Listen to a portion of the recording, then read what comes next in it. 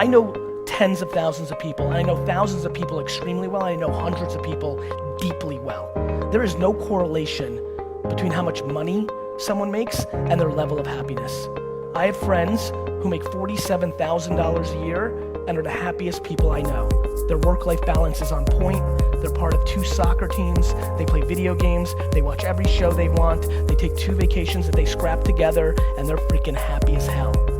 And I know tons of people who I grew up with in the Silicon Valley boom who have hundreds of millions of dollars in their bank account and are as miserable and as lonely and as broken as you'll ever see. So I implore all of you to please reverse engineer and figure out who you are and figure out what level of monetizing and stuff you need and what level of creativity you need. I promise you one thing that will catch you very off guard.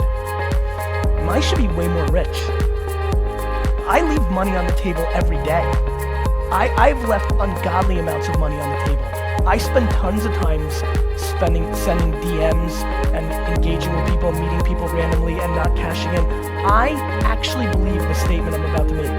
I think that I love the journey and the game of entrepreneurship so much that I have subconsciously sabotaged my financial upside to make sure I can play this a little longer, because I fear if the numbers keep getting too big, eventually it will take the fun out of it. When you are lucky enough, like I am, to actually do something that you love so much, do something that puts pressure against the one thing you care about besides it, which is the time I spend with my family. My family is my whole life. And being this and doing this is the only thing that cuts into that. I couldn't breathe if I wasn't an entrepreneur. I didn't breathe when I wasn't an entrepreneur.